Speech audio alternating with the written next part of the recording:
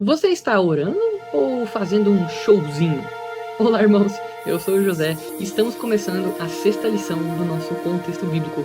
O título da lição desta semana é Vida de Oração e o título de hoje é Falando com Deus em Oração. O estudo dessa semana, ele começa com uma tirinha falando assim, prestem atenção, Jesus falando com os discípulos. Orar não é fazer um show para os outros verem, é para falar com sinceridade com o Pai. O texto-chave da lição dessa semana é Daniel 6, do versículo 1 ao 28, que é a história, que Daniel é jogado à cova dos leões. Daniel, ele orava 3 vezes ao dia, mesmo sabendo que podia ser jogado aos leões, que é o que acontece ali, Daniel 6, versículo 10, mais ou menos. E não era só uma performance, ele fazia isso sozinho, ele fazia isso isolado. Era uma conversa real com Deus. Nossa querida irmã Ellen White, ela escreveu no livro Caminho a Cristo que a oração é o abrir do coração a Deus como abriríamos a um amigo. E você pode fazer isso agora, no carro, no trabalho, em silêncio.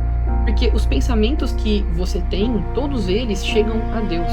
Até mesmo aqueles que a gente não consegue colocar em palavra. Aqueles pensamentos que, na verdade, são muitas vezes só sentimentos. E por que eu estou te dizendo isso? Porque as escrituras, elas relatam orações silenciosas que foram atendidas, como, por exemplo, a de Eliezer, lá em Gênesis 24, do versículo 10 ao 14.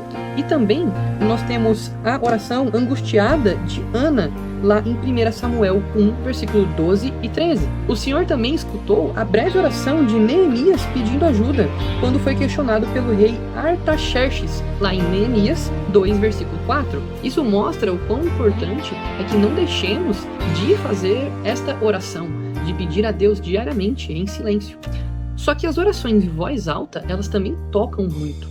Os discípulos, temos um relato em Lucas 11, versículo 1, que eles pedem para Jesus ensiná-los a orar. E a primeira coisa que Jesus fala sobre isso é que ele era dependente dos céus e que ele precisava dessa conexão diária porque ele não fazia nada por conta própria.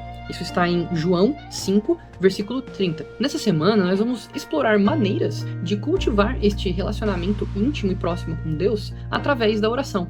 Afinal de contas, nós temos acesso à sala do trono do universo. É só fecharmos o olho, ou até mesmo, às vezes, orarmos de olhos abertos quando estivermos dirigindo, por exemplo, de qualquer lugar. A pergunta que fica é, você está usando esse acesso? Você está lembrando de usá-lo?